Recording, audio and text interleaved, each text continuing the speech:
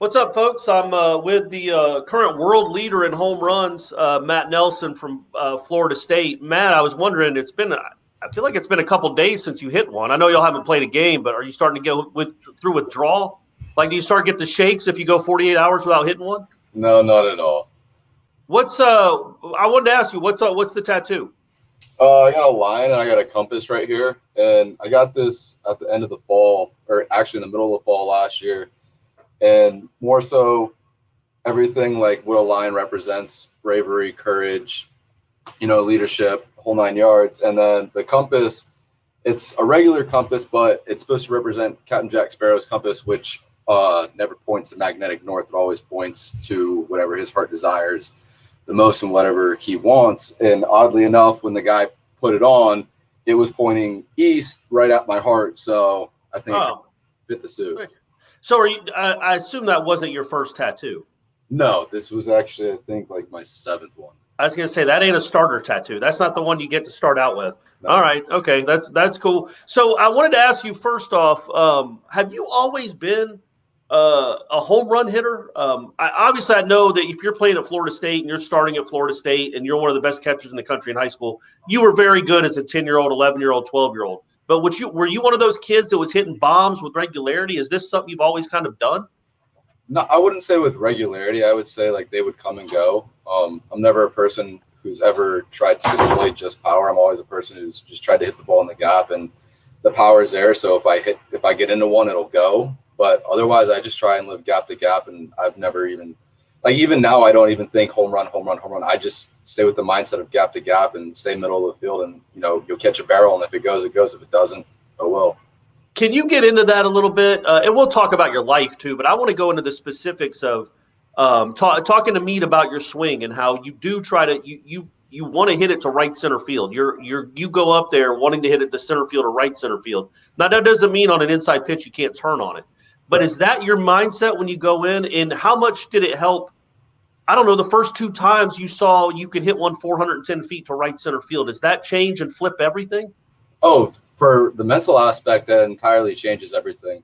I always knew that I had power, that I could put it over the right field fence. But when I got into a couple of them, I put them 400 right field. I was like, okay, well, that's where all the juice is. So if guys are going to live middle away, why not just put them the distance over that wall or over that fence? It's a shorter porch over there too. But no, yeah, the whole staying middle of the field, staying right center is just more of a rotational thing. It's a mindset for hitters, not just me, myself, but everybody on the field and on the team themselves. When you think pull half, you get very rotational and you start hooking balls on the outside corner. But when you stay center, you stay very directional and very north to south swing instead of east to west. So it actually helps you correct your body and your mindset, and it helps you actually learn your body, your swing, your power, and where you are as a hitter. Well, and you were good as a freshman, especially for a freshman. I think you hit 288 or something, and you started every game, and you played in the College World Series. But you didn't have this kind of power. But you hit some, but not 19 or whatever we're up to now. When did it flip? Did you see was it just you getting stronger? Is it that mindset getting burned into your brain? Like what flipped it? I would definitely say I got stronger. One big thing that I preached on a lot in the fall was, once we went into COVID, I was 210 going into COVID. And when we came back out of quarantine and whole 9 yards and we came back on the campus, I was 185. I spent a lot. Yeah, I dropped about 20, 25 pounds. I spent about, every single day, sometimes 2 days in the gym. And then when I came back in, Jamie helped me get back up to 200. And it was, I wasn't trying to get to 200. I was trying to maintain weight, and I just blew up like a blimp again. And then next thing you know, it just kind of found itself. Like, I always knew what I wanted to do, and I always knew where I could be. It's just I finally had the ability to do it. I assume it was the muscle that you blew up with when you say you. Yeah. Is that why you cut off the sleeves to your shirts? No, I actually cut the sleeves off of this one because I ripped a hole in the middle of it, so I knew I wasn't going to wear it out in public. So. Gotcha, man. Hey, man, if you got it though, there's no shame in that. Do what you got to do, man. So, so what did you do through COVID? Like, did you do any baseball at all? Like, starting, I think you guys shut down March, 15th. Mm-hmm. What did you do from March to September, baseball wise? So at first, it was hard to find stuff. Things were just starting to shut down. I had gotten a membership at a CrossFit gym nearby, and they were only open for a week until everything shut down. And I was doing body weight stuff. Jamie was setting us stuff up with whatever weights we had, whatever body weight stuff we could do at home. And then afterwards, and once things started to open back up, I got over to Diesel Fitness over in Tampa. And those guys got me really right. And we ended up, because they have a ton of pro guys and minor league guys there. So I ended up catching a lot of bullpens for pro guys like Andrew Miller, Shane McClanahan. Oh, all right. Ryan Yarbrough, those guys. And then we would go to fields and we would do live at bats. So I was still seeing pitching here and there, but, you know, it was just, you know, normal day, almost as if it was a practice, just lift, hit, work out, do whatever. And then it was just more so eating healthy and everything else. But yeah. There was obviously no Cape Cod League or anything like that. So there was nothing like organized baseball wise to do, right? Until you got back here.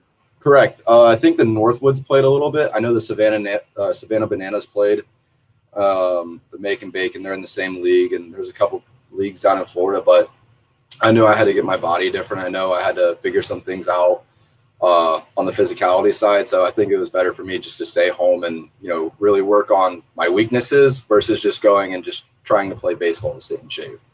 So when did you decide you were going to be a catcher? That can't be an easy decision for like an 8-year-old or a 9-year-old or whenever it was. When did you first get behind the plate?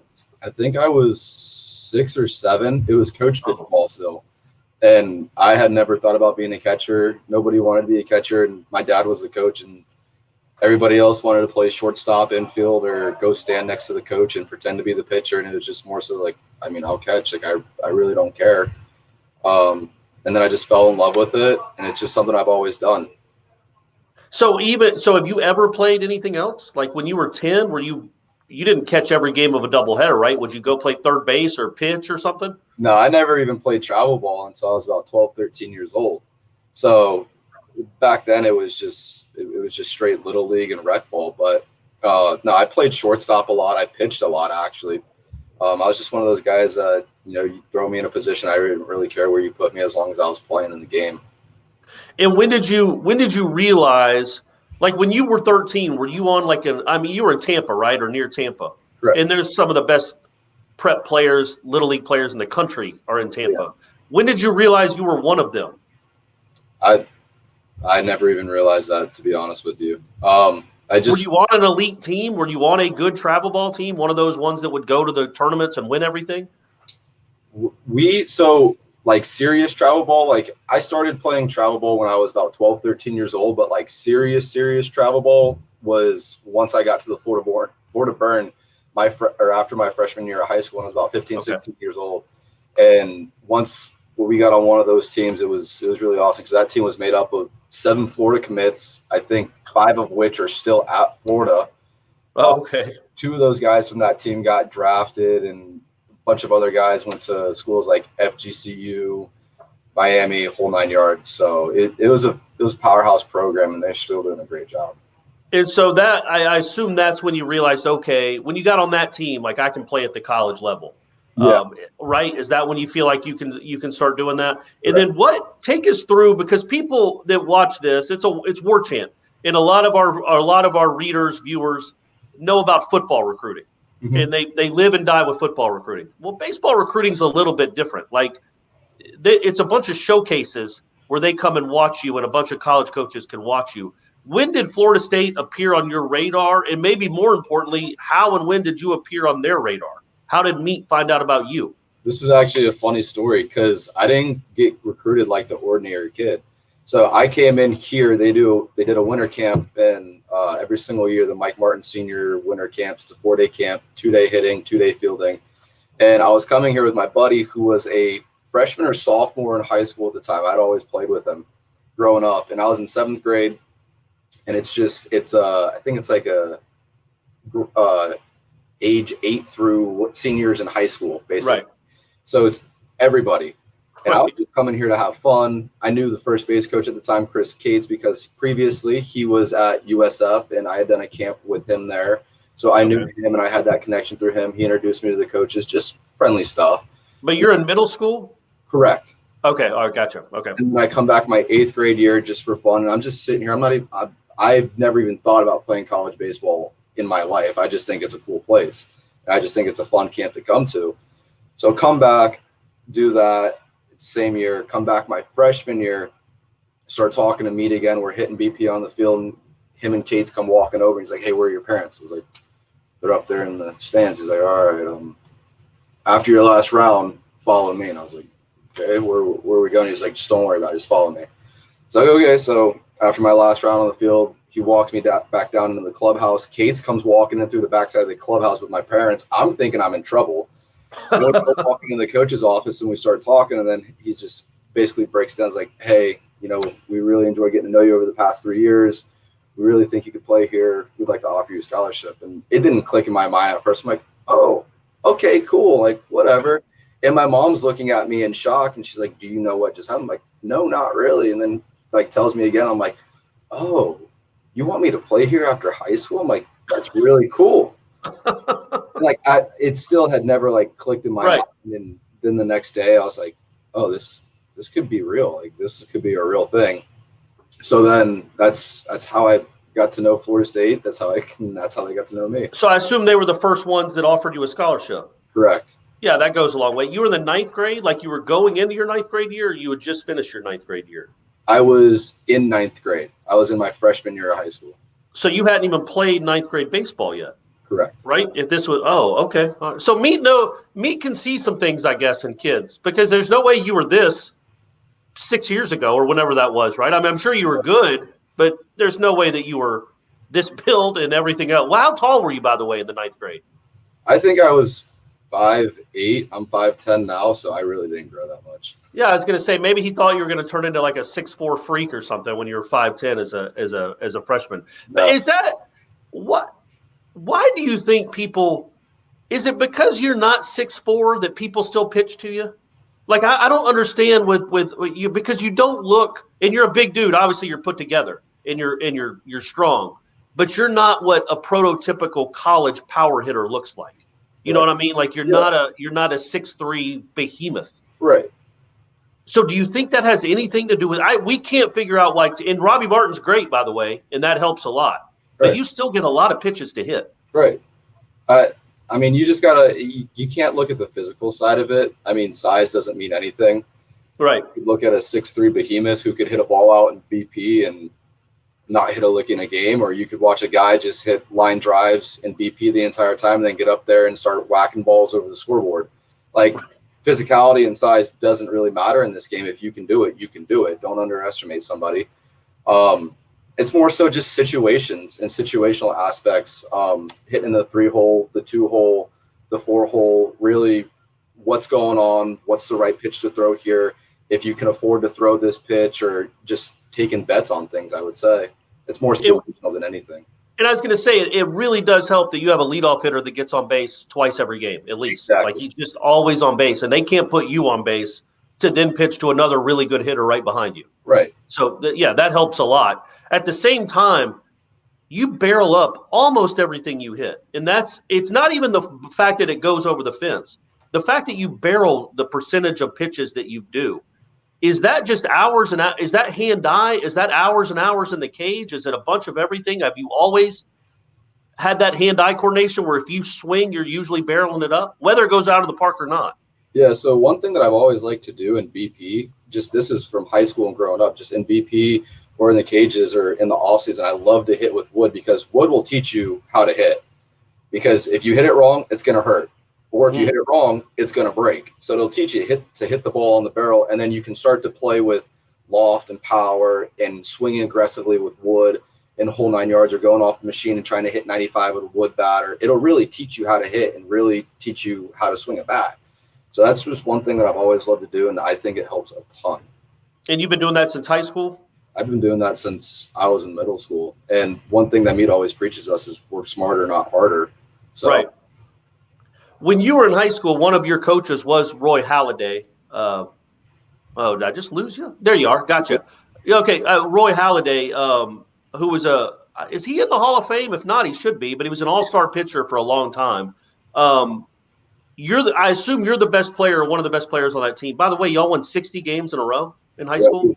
We went 60-1. We lost the state championship my senior year. Oh, no. You had won the previous 60, so you obviously won it your junior year. We did. But then, okay, all right. Well, that must have been a loaded team that knocked you off. It was. Yeah, I'm sure. But one of your assistants was Roy Halliday. And I assume if you're one of the best players on a team that he's an assistant coach for, did y'all develop a rapport or a relationship? Did y'all have a pretty good relationship when you were in high school? Yeah, it mainly started with Braden because I was friends with Braden before I even knew Roy.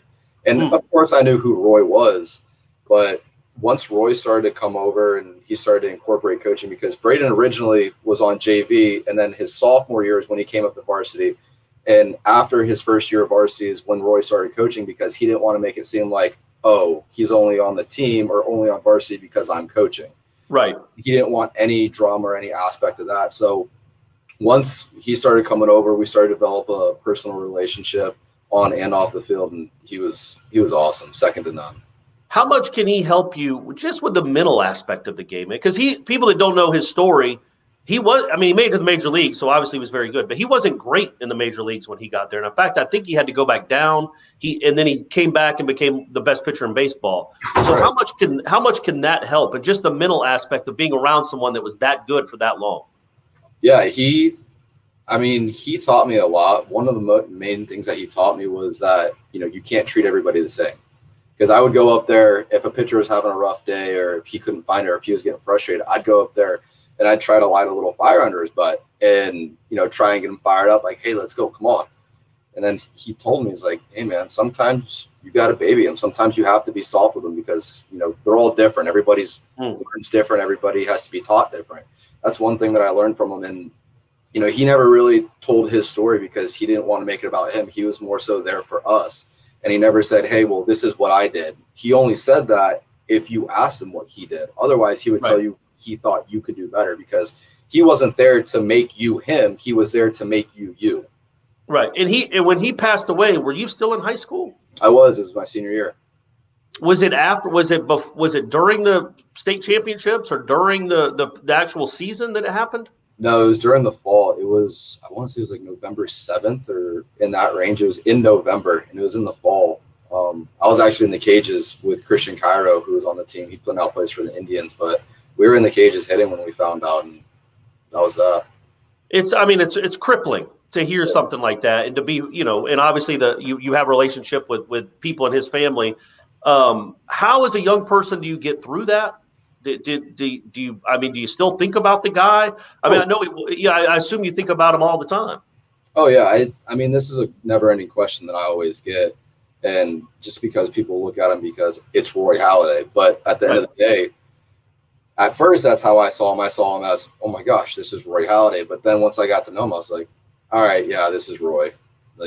I screw the last name, forget his accolades, forget what he did, forget who he was. Like, this dude's awesome. He's an awesome person. But it was very devastating at first. And it still is, but it's just something that, eventually you have to come to life with, and you got to move on and be thankful for the moments that you had with him. And with you in baseball in particular, when did you, now that you're doing what you're doing, you obviously you have a future in this sport outside of Florida State. How do you stay in the moment and not worry about, I don't even know when the draft is. I assume it's, who knows where they moved it to. Maybe it's in the Halloween. I don't know when they do the draft anymore for Major League Baseball. But when they have it, it's coming up relatively soon. How do you stay in the moment and not start thinking about everything that's awaiting for you when this season is over?